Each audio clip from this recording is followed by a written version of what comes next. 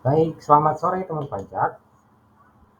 Video kali ini saya akan memberikan tutorial bagaimana menggunakan eBuPOT PPh 21 tahun 2024 melalui websitenya DJP, website resmi ya.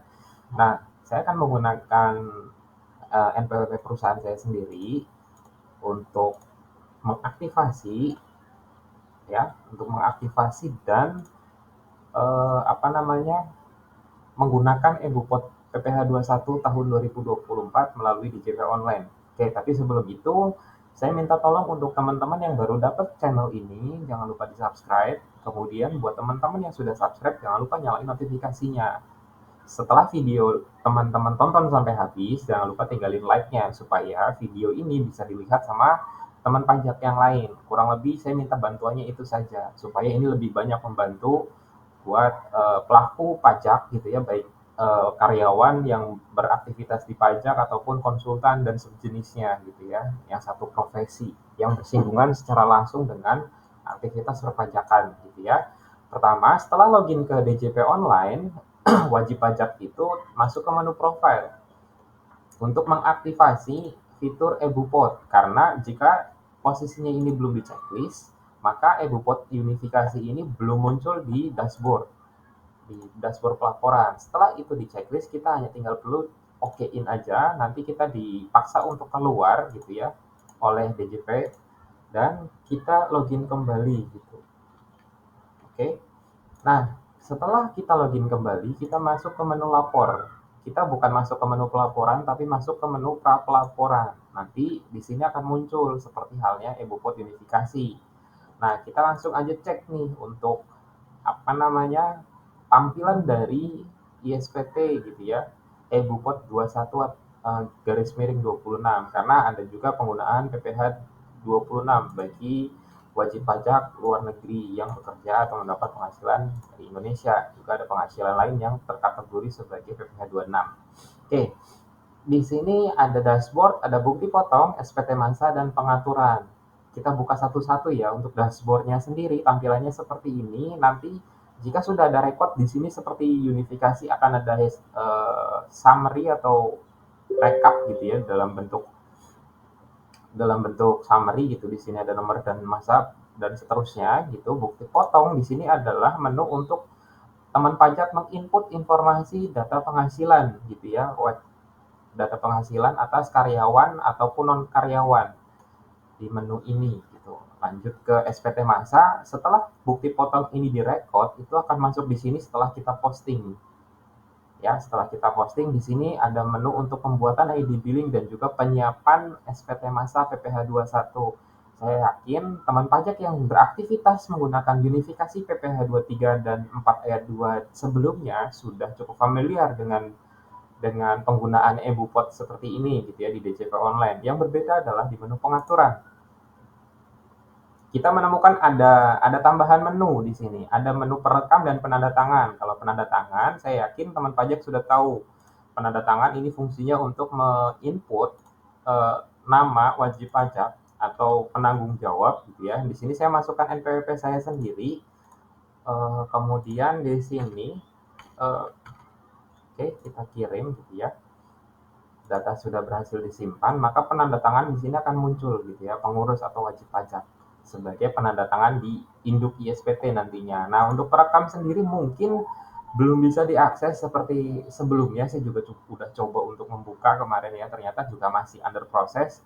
Mungkin di sini lebih kepada perekamnya ini nanti siapa gitu, mungkin petugas atau karyawan pajak di perusahaan Bapak Ibu gitu ya, di tempat perusahaan atau konsultan yang bekerja gitu. Jadi penanda tanganan tetap siapa gitu ya, direktur atau pengurus yang lain. Kemudian untuk perekamnya ini mungkin bisa konsultan ataupun siapapun pegawai yang ditunjuk oleh perusahaan gitu. Jadi nanti akan ada nama di sana. Oke, langsung ke dashboard lagi ya, kita coba untuk memasukkan informasi bukti potongnya gitu.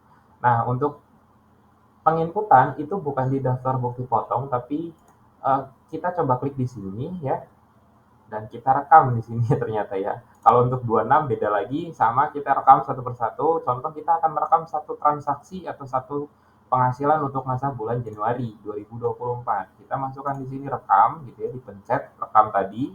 maka muncul seperti ini tampilannya. Kita tinggal pilih tahunnya, masa pajaknya Januari, NPWP-nya kita masukkan.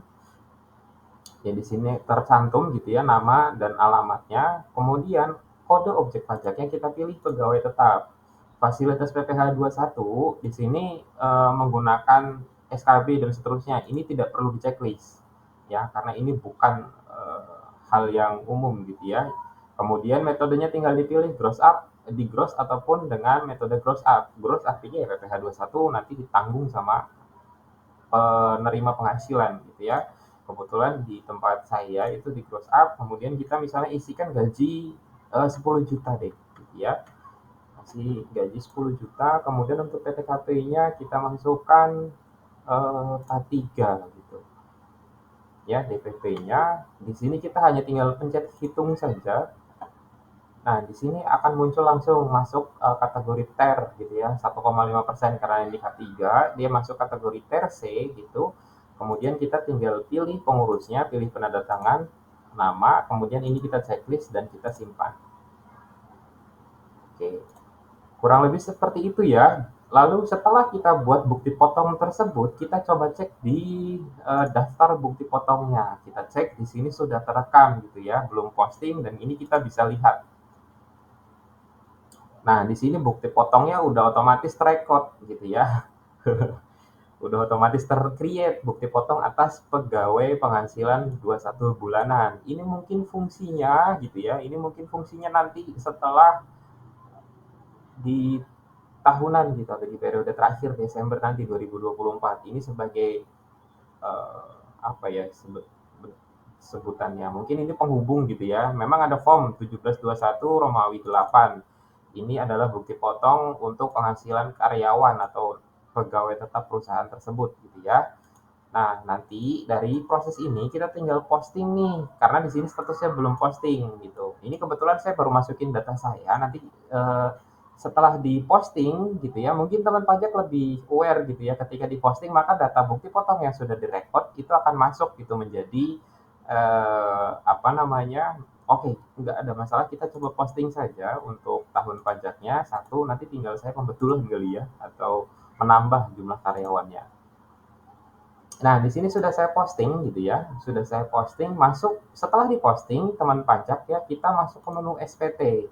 Nah, di sini kita pilih tahun pajaknya, masa pajak Januari, kita cek. Jika memang sudah terlihat bukti potong dan sudah diposting, seharusnya ini daftar bukti potong tidak muncul. Daftar pembayaran, nah di sini kita buat, kemudian kita tinggal cetak ID billing jika memang kita mau membuat ID billingnya. Membuat ID billing untuk pembayaran PPh 21 masa Januari gitu ya, kita buat aja contohnya gitu. Nah, nanti seperti biasa sama dengan e-bupot unifikasi 23 sebelumnya juga akan tercreate gitu. Lanjut lagi, setelah persiapan ini sudah selesai, kita tinggal masuk ke menu dari perekaman bukti penyetoran, kita geser ke penyiapan SPT masa 21. Di sini perbaharui ini untuk memunculkan jika memang daftar di sini tidak muncul. Nah, di sini kita bisa ajukan unduh bukti potong mungkin gitu ya. Untuk bukti potongnya sendiri bagi karyawan yang 1721 non karyawan kalau nggak salah 1721 Romawi 1 atau sejenisnya. Intinya mungkin ya ajukan bukti potong gitu. Sukses, nanti mungkin kita bisa unduh gitu. Nanti saya coba refresh dulu. Nanti di sini mungkin yang akan muncul adalah bukti potong yang tadi, berikut juga jika memang perusahaan teman pajak ini ada non karyawannya. Di sini mungkin akan sama dengan unifikasi. Kita akan dapat informasi seluruh bukti potong yang di-create di masa pajak tersebut. Gitu ya. Nah, fungsi dari menu penyiapan SPT masa 21 ini untuk melengkapi. Jadi kita tinggal lengkapi SPT gitu ya. Kita cek nih. Ya, kita tinggal cek nih atas pegawai tetap nih ada satu karena saya baru rekod satu gitu ya. Kemudian kode-kode yang lain jika memang ada non pegawai atau sebutannya bukan pegawai, di sini ada disebutkan dari kode 210 bla bla bla bla dan seterusnya. Kemudian di sini nih yang berbeda dari unifikasi PPh 23, kita bisa melakukan kompensasi gitu ya. Kita tinggal checklist masa pajaknya saja yang kita dapat lebih bayar. Ini mungkin akan berlaku ketika nanti di Desember 2025. Kita akan men-checklist di sebelah sini, pilih tahunnya itu 2023 dan kita masukkan nilai kompensasi yang di bawah dari 2024 gitu ya. Jadi ini berlaku checklistan Januari 2024 ini berlaku untuk PPh 21 masa Januari 2025 gitu ya. Desember 2024 gitu. Nah, di sini kita isikan nilai kompensasi atas perhitungan TER yang lebih bayar. Selebihnya kurang lebih sama, pilih tahun. Ini jika posisinya lebih bayar, pengurus kita isikan nama, penanda tangan, kita simpan. Gitu ya. Nah, data berhasil dilengkapi. Data SPT belum lengkap, silahkan cek kembali ke SPT Anda gitu ya. Nah, di sini kita coba cek ya, unduh bukti potong sudah tersedia, kita tinggal buka itu nanti seperti apa. Sepertinya sama dengan EBUPOT unifikasi gitu ya. 23 dan 4 ayat 2. Di sana kita akan dapat ketika aksi download ini kita pencet, maka kita akan dapat seluruh bukti potong yang sudah kita create di masa pajak tersebut. Ya. Jadi kurang lebih seperti itu aja untuk tutorial penggunaan EBUPOT 21 2020 2024 gitu ya. Jadi teman pajak tinggal mengikuti saja langkah-langkahnya. Nanti ada menu kita masuk ke bukti potong. Di sini ada menu impor data bukti potong. Ini untuk mengisi atau memasukkan informasi potongan PPh 21 secara bulk gitu ya. Jumlah lebih dari 1 dengan skema impor yang sudah disediakan di sini. Jadi kita pencet menu impor gitu ya. Di sini ada pengisian petunjuk. File downloadnya itu ada di sini gitu. Nanti teman pajak tinggal klik aja, sesuaikan template-nya, kemudian kita pilih nih bulanan dan final.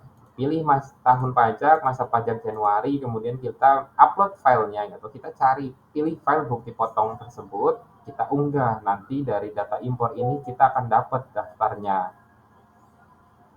Kita akan dapat daftar yang kita impor. Nanti tinggal dicek aja. Setelah proses impor berhasil gitu ya, maka di daftar bukti potong PPh pasal 21 di sini kita akan dapat nih daftarnya gitu, nama-namanya. Kurang lebih seperti itu aja teman pajak ya. Nanti untuk skema impornya akan saya sesuaikan lagi di tabel hitung. Jadi tinggal tambah sheet, kemudian disesuaikan dengan tabel hitungnya supaya teman pajak jika memang karyawannya cukup banyak tinggal ambil informasi dari tabel hitung Januari November itu udah otomatis bisa masuk ke skema impor. Kurang lebih seperti itu aja teman pajak ya. Jangan lupa setelah nonton video ini berakhir jangan lupa tinggalin like-nya ya. Terima kasih.